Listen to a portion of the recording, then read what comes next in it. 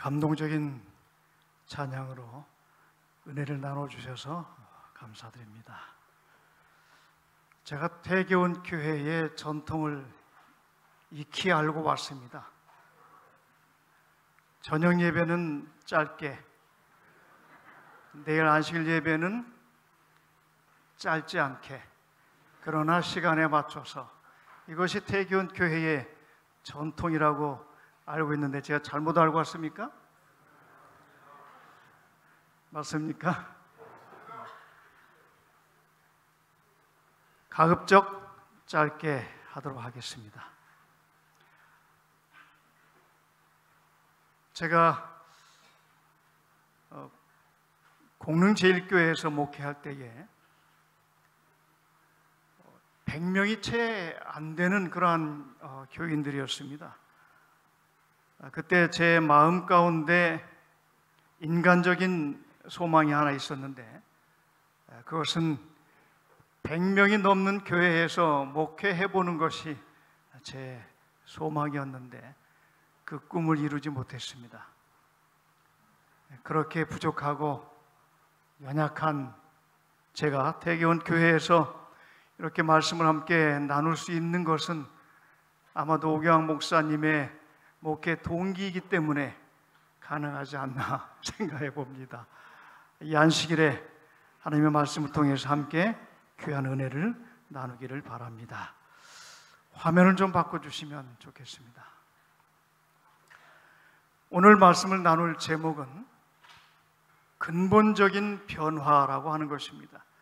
영어로 deep change입니다.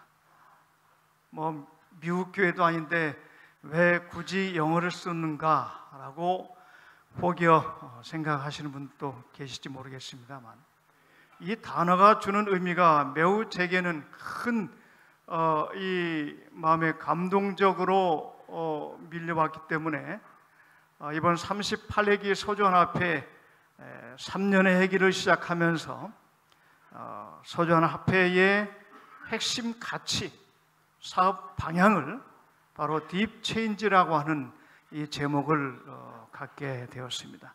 근본적인 변화, 근본적인 변화. 우리의 외형적인, 형식적인 변화가 아니라 깊은 마음의 변화. 이것이 오늘 우리의 삶의 핵심적인 가치가 되면 좋겠다라고 생각을 합니다.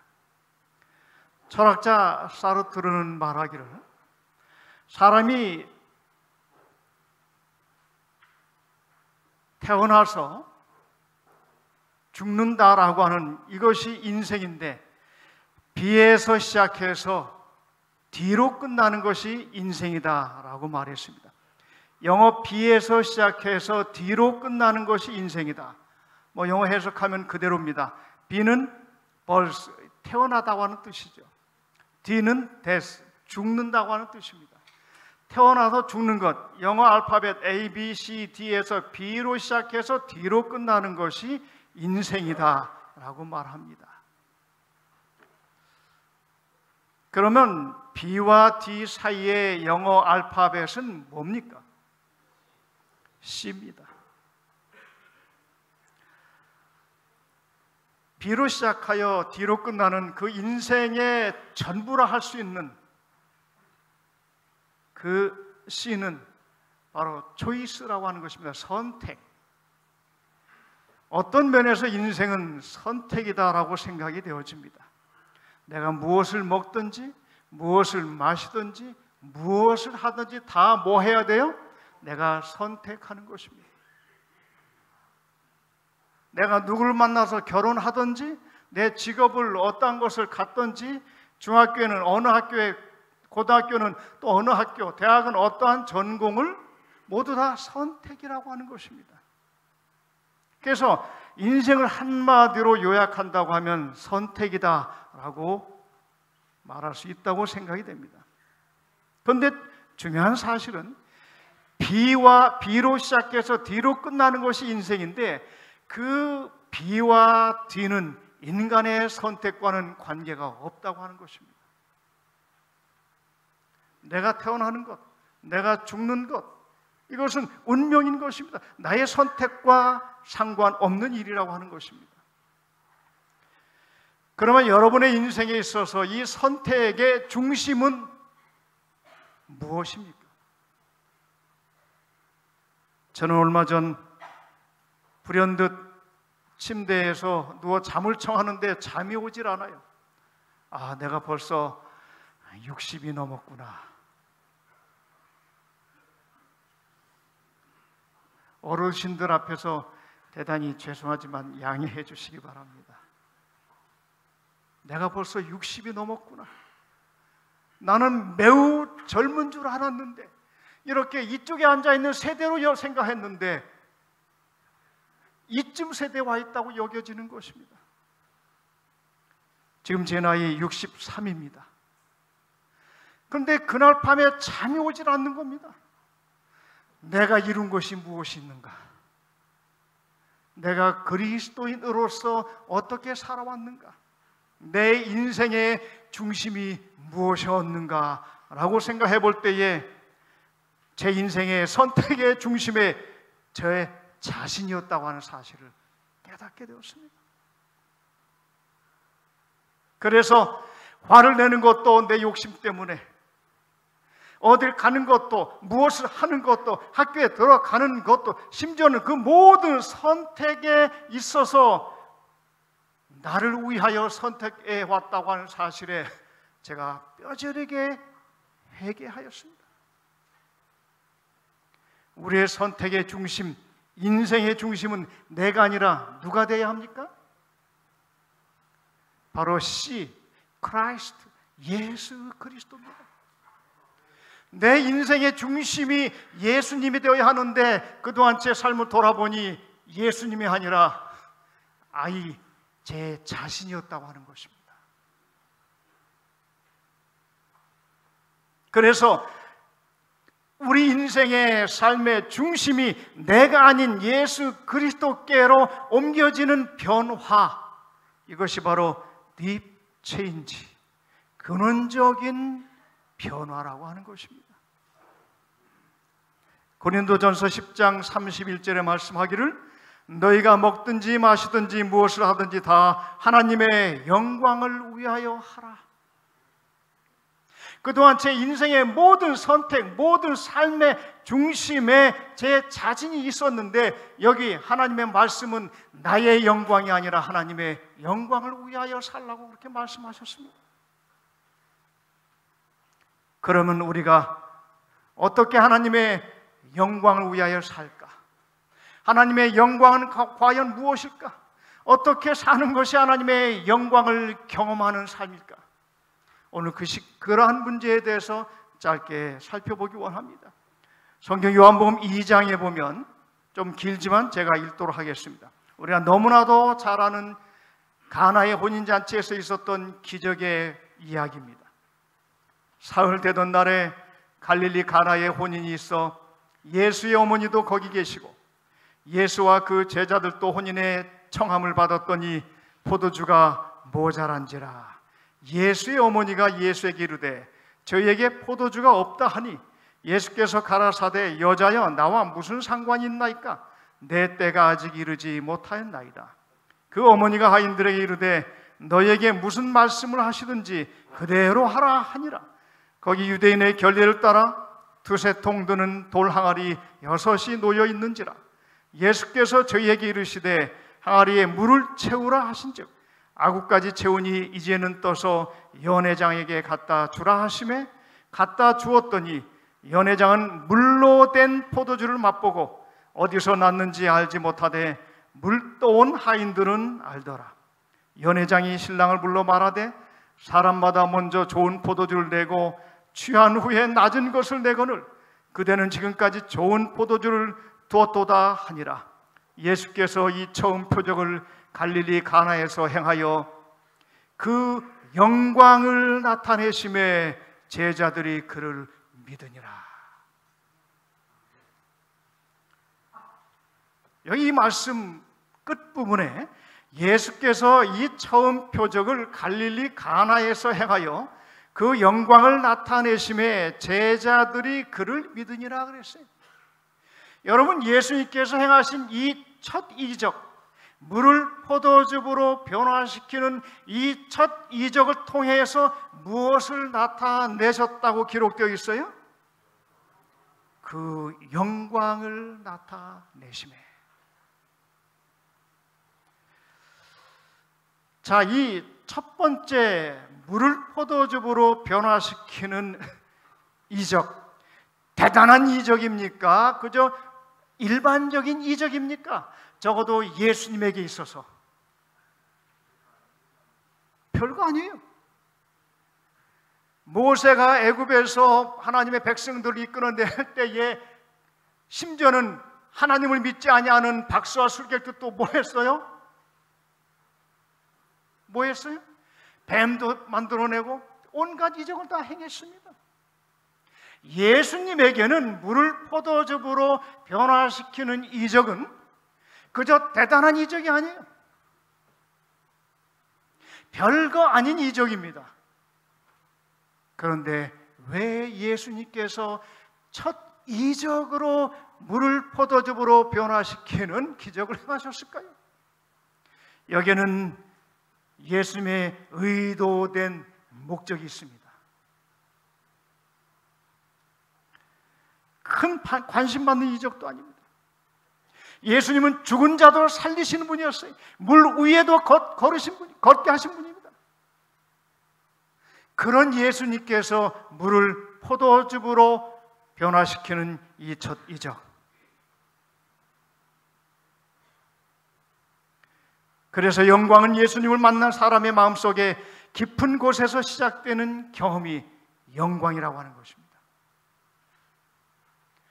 여러분, 오늘날 개신교회 사람들은 혹 우리도 그렇게 생각할 수 있어요.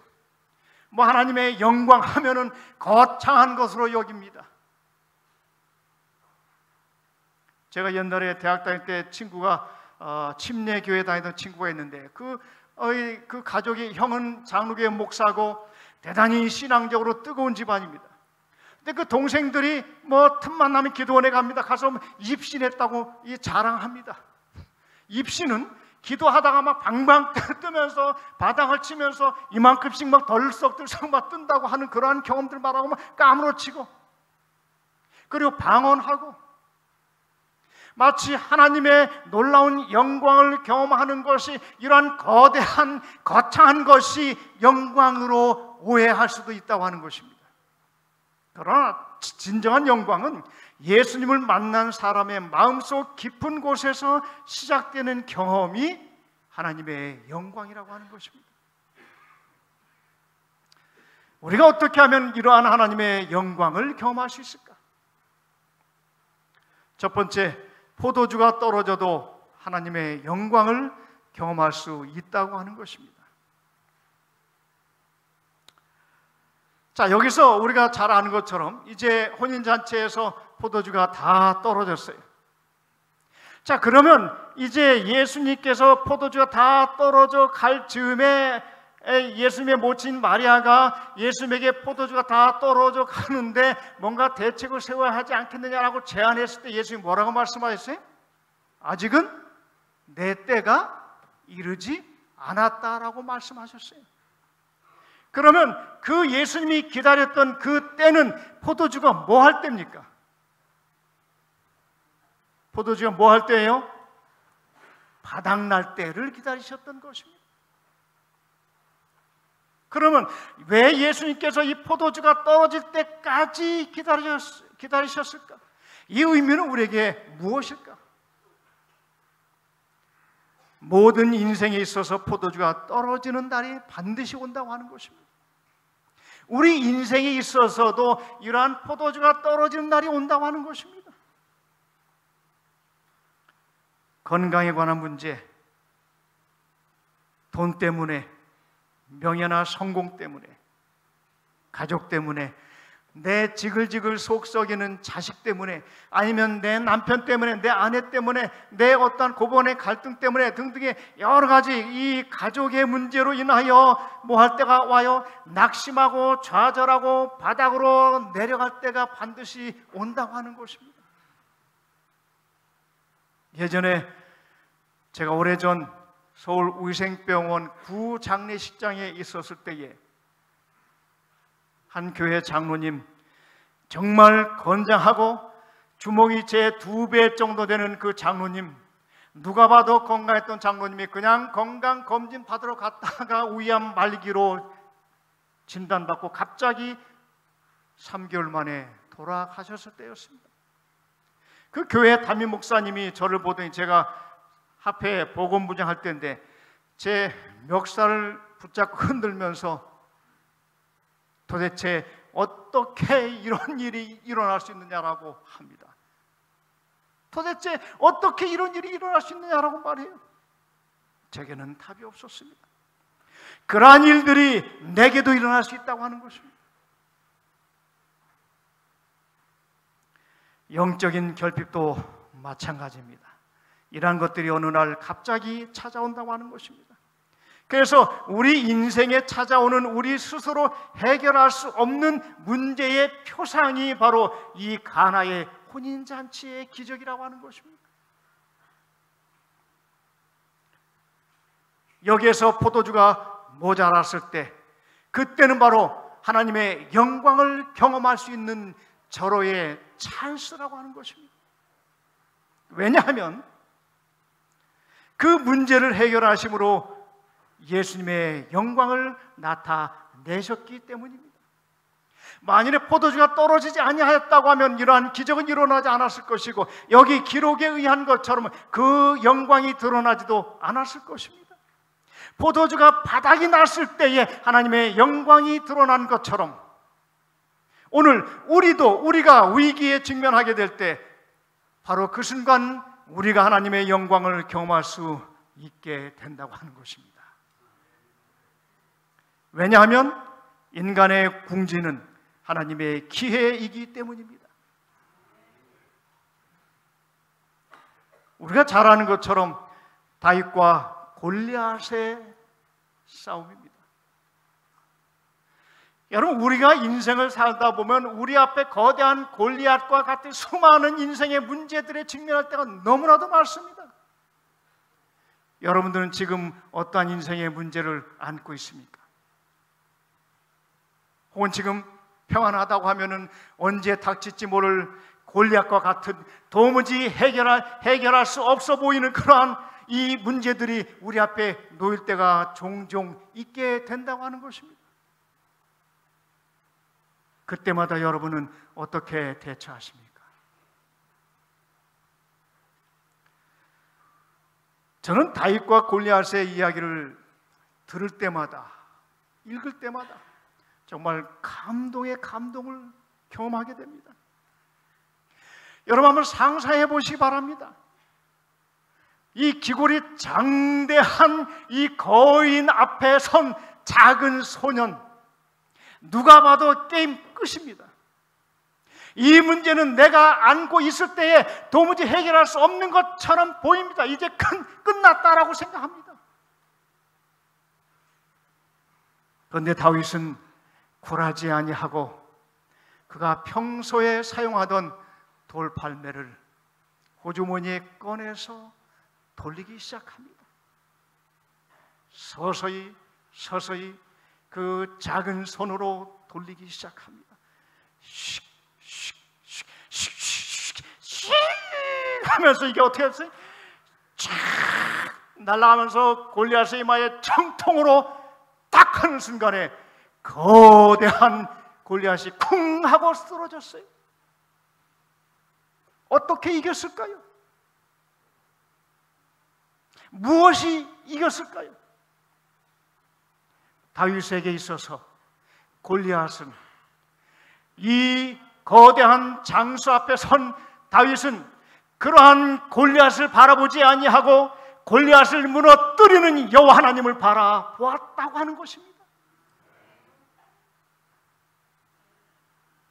성경은 이렇게 기록하고 있습니다. 다윗이 블레셋 사람에게 이르되 너는 칼과 창과 단창으로 내게 오거니와 나는 만군의 여호와 이름 곧 내가 모욕하는 이스라엘 군대의 하나님의 이름으로 내게 가노라. 오 사랑하는 성도 여러분이시여, 우리에게 어떠한 문제에 직면할 때마다 칼과 창과 단창이 아니라 여호와의 이름으로 극복하시기를 간절히 바랍니다. 그때가 바로 하나님께 영광을 돌리며 그 영광을 경험할 수 있는 좋은 찬스가 된다고 하는 사실을 여러분 기억하시기 바랍니다. 그 다음에 두 번째, 하나님의 명령에 순종할 때 영광을 경험할 수 있다고 하는 것입니다. 뭐라고 그랬어요? 항아리에 물을 채우라.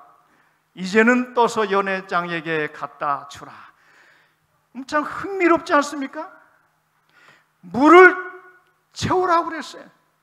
6개의 돌 항아리에 물을 채우라. 그것도 어디까지? 아구까지 출렁출렁 철철 넘치도록 채웠습니다. 여러분, 이게 상식적인 일입니까?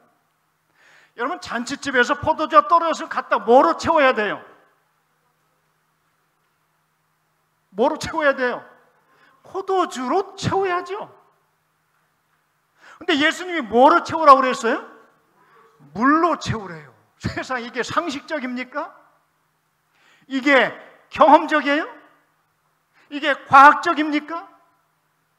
그렇지 않아요. 포도주가 떨어졌는데 왜 물을 갖다 부라고 합니까? 그런데 하인들은 이 말을 순종했어요? 순종하지 않았어요? 그대로 순종했습니다. 제게 이렇게 예수님이 명하셨다고 하면 제가 좀 의심이 많아요. 도마처럼. 어찌 비상식적인 일을 어떻게 행합니까? 그러나 이해할 수 없는 명령에 순종하는 사람이 하나님의 영광을 경험하게 된다고 하는 사실입니다. 그 대표적인 예로 엘리야입니다. 여러분, 이 엘리야가 그릿 시내가에서 수년 동안 누가 이 양식을 물어다 주는 걸로 연명했어요? 까마귀가. 여러분, 엘리야는 하나님이 가라면 가는 사람이었어요. 이해할 수 없는 것입니다. 이 그릿 시내가에서 하루도 아니고 한 달도 아니고 1년도 아니고 꽤 긴 시간 동안 뭐만 먹고 까마귀가 가져다 주는 먹이만 먹고 얼마나 지겨울까요?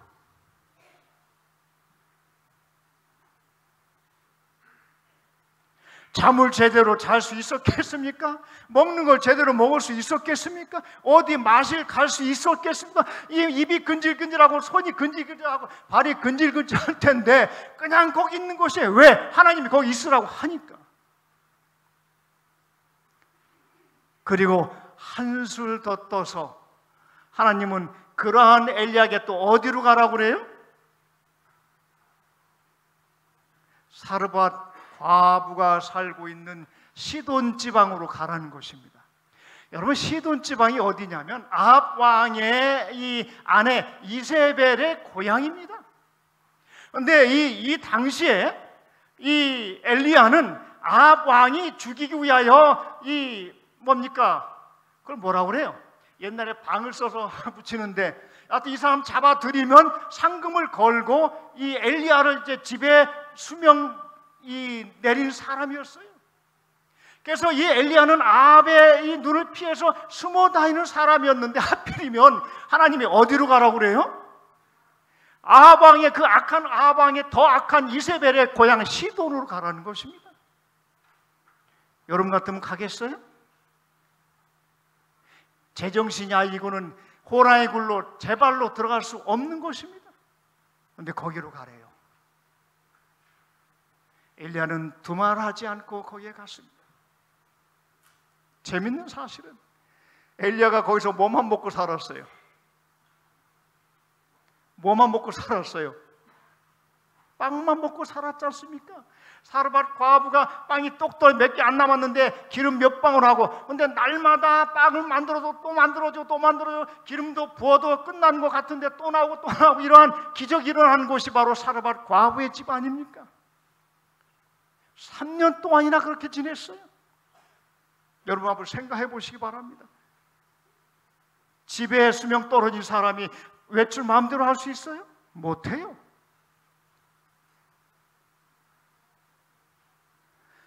아니, 오랫동안 골짜기에서 까마귀가 물어다 주는 것만 먹고 살았는데 이젠 또 지겹도록 뭐만 먹고 살으라고 그래요? 빵만 먹고 살으래요. 누가? 하나님이. 그래도 그는 어떻게 했어요? 이해할 수 없는 하나님의 명령이었지만 순종한 사람입니다. 그래서 엘리야는 어떻게 됐어요? 그가 어떻게 됐어요? 의심하지 않고 이의를 제기하지 않고 하나님의 말씀에 순종하는 신실한 백성들을 위하여 하나님은 힘있게 일하신다 그랬어요. 이러한 이해할 수 없는 명령에 순종하였기 때문에 엘리야는 하나님, 비 좀 내려주십시오. 비 좀 내려오지 않게 해주십시오. 그래가지고 하늘에서 비가 내려오지 않게 해가지고 오랫동안 가물게 하지 않았습니까? 하나님이 엘리야의 기도를 들어주셨어요. 또 850대 일과의 갈멜산 전투에서 싸울 때에 이제는 언제는 비가 내리지 말도록 하나님께 요청하더니 이제는 뭐 해달라고 요청해요? 아, 비가 내리게 해달라고 요청하는 겁니다. 하나님 내려주셨어요? 안 내려주셨어요? 비를 내려주셨다고 하는 것입니다.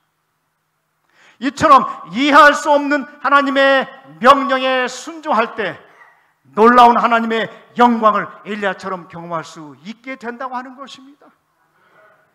때로는 우리도 그러한 때가 얼마나 많이 있습니까? 내가 이해할 수 없는 나의 삶의 고난과 시련과 고통을 경험할 때가 얼마나 많이 있습니까? 그때마다 기도하시면서 하나님의 이해할 수 없는 그 뜻에 순종하시기 바랍니다. 그때 하나님의 영광을 경험할 수 있기 때문입니다. 그 다음에 마지막 세 번째는 복음의 비밀을 깨달을 때 하나님의 영광을 경험할 수 있다고 하는 것입니다. 자, 9절에 보면 연회장은 물로 된 포도주를 맛보고 어디서 났는지 알지 못하되 물떠온 하인들은 알더라. 여러분, 왜 예수님께서 거기에 그냥 물 갖다 붓지 말라고 하고 그냥 빈 항아리에 포도주가 되거라 착각하면은 그냥 포도주 만들 수 있어요. 근데 왜 하필이면 물을 갖다 부으라고 하셨을까요? 왜 물로 된 포도주? 여기 사실 포도주라겠지만 물로 된 포도주라고 하는 것은 맞지가 않습니다. 왜냐하면 포도주는 포도를 발효시켜 만든 술이기 때문에 그렇습니다. 물로 만든 포도주는 물로 만든 포도즙이라 이해되는 것이 더 성서적이다라고 생각합니다. 아무튼 자, 우리가 여기서 주목할 것은 물로 된 포도즙입니다. 물로 된. 그러면 이 물이 무엇을 상징할까요? 여기 바로 베드로전서 3장 21절에 물은 예수 그리스도의 부활하심으로 말미암아 이제 너희를 구원하는 편이 곧 침례라 그랬습니다. 즉 여기서 말하는 이 물이 포도즙으로 변화된 것은 바로 이 예수 그리스도의 십자가의 죽으심을 통하여 죽을 수밖에 없는 우리가 구원에 이르는 것이야말로 기적 중에 기적이기 때문에 예수님이 첫 이적을 물에서 포도즙으로 변화시키는 기적을 행하신 것입니다. 그 어떤 기적보다도 죽을 수밖에 없는 우리가 영원히 산다고 하는 것, 누구로 말미암아? 예수 그리스도로 말미암아. 무엇 때문에? 십자가의 피 때문에. 이것이 기적이 아니고 무슨 기적이겠습니까? 기적 중에 기적인 것입니다.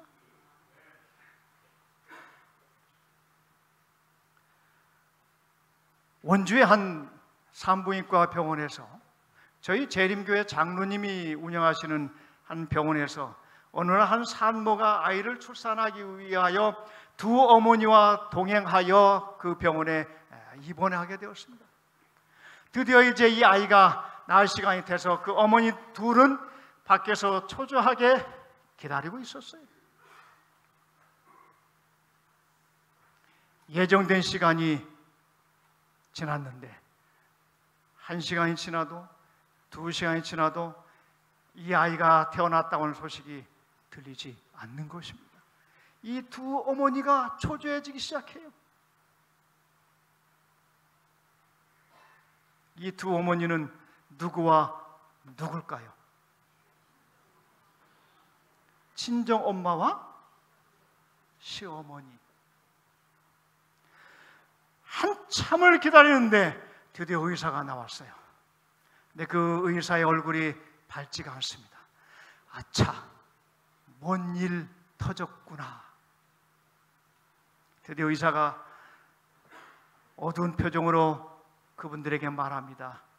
대단히 죄송하지만 산모가 그만 장애 아이를 낳고 말았습니다. 장애 아이를 낳고 말았습니다.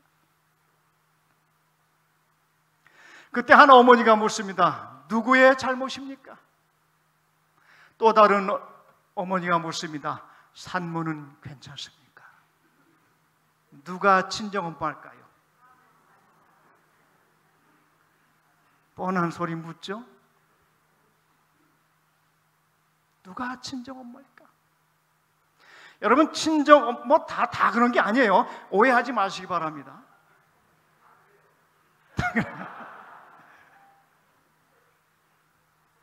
자, 여기서 좀 우리가 한번 생각해 볼 것이 있다고 생각합니다. 자, 여기서 이 시어머니, 즉 고부간, 며느리와 시어머니는 인연에 의해서 형성된 관계입니다. 그러면 딸과 엄마는 혈연의 관계입니다. 맞죠? 자, 한쪽은 인연이고, 이거 욕이 아닙니다. 인연이고, 또 한쪽은 혈연입니다. 오늘 우리가 여기서 한번 깊이 생각해 보자고 하는 것입니다. 혈연. 자, 인연은 인간적인 관계입니다. 그냥 내 아들이 결혼해서 만난 여자가 내 며느리고, 그렇게 해서 만난 어머니가 시어머니입니다. 지극히 인간적인 관계입니다.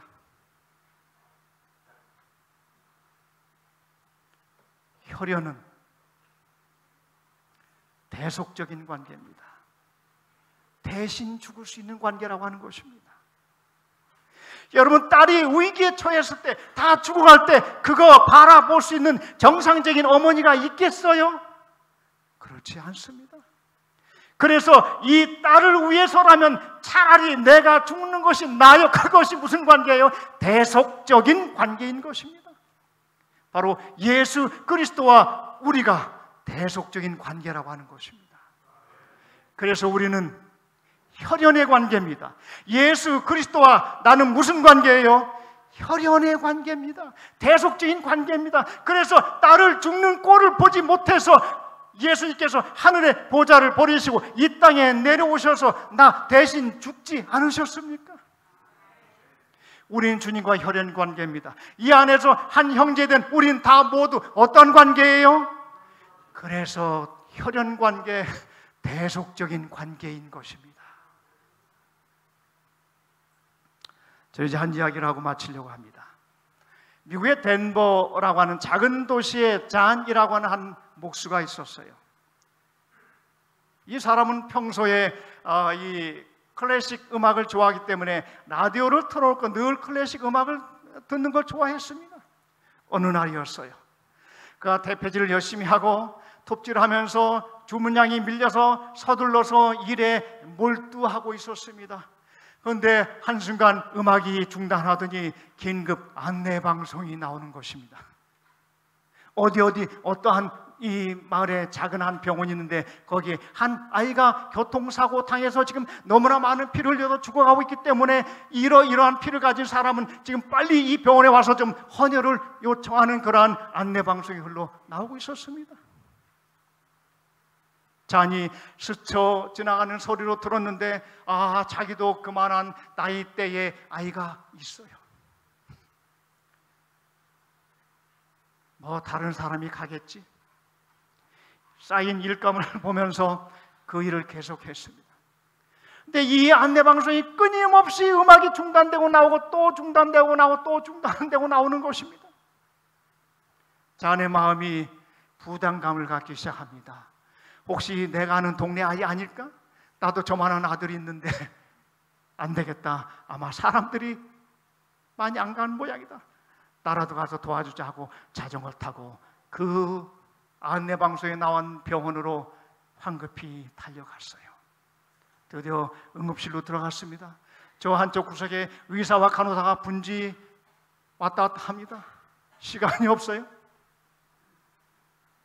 자초지종을 설명하고 내가 이러이러한 피를 가지고 있는데 내 피를 저 아이에게 줍니다.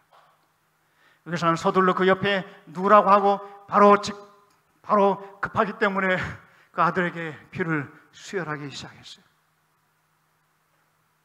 근데 이 침대에 누워있는 이 아이가 누군지 너무너무 궁금해지기 시작하는 겁니다. 뭔가 알 듯한 느낌이 들기 시작해요. 그래서 의사에게 요청합니다. 저 아이의 얼굴 좀 혹시 볼 수 있겠습니까? 의사는 머뭇하다가 천으로 거의 얼굴 다 가린 이 아이의 얼굴에 가려진 천을 슬며시 아래로 내렸습니다. 그런데 사랑하는 여러분, 거기에 누가 누워 있어요? 그의 아들이었습니다. 그때 저는 그 의사에게 말합니다. 선생님, 제 피를 몽땅 이 아이에게 다 주십시오. 이 아이는 제 아들입니다. 오 사랑하는 성도 여러분이시여, 예수 그리스도께서 친정엄마의 심정으로 이 땅에 내려오시어 우리를 위하여 십자가에 달려 죽으셨다고 하는 사실을 잊지 마시기 바랍니다. 우리는 날마다 매일의 삶 속에 십자가를 바라봄으로 나를 구속하신 그리스도를 바라볼 때마다 그것이 우리가 오늘 하나님의 영광을 경험하게 된다고 하는 사실을 잊지 마시기 바랍니다. 우리 주님 오시는 그날까지 오직 예수 그리스도, 주님의 십자가만을 바라보며 우리 앞에 어떠한 문제가 직면한다 할지라도 그 문제를 바라보지 마시고 그 문제를 능히 해결해 주시는 예수 그리스도를 바라봄으로 인하여 하나님의 영광을 경험하시는 저와 여러분 되시기를 이 시간에 간절히 바라면서 말씀을 드리겠습니다.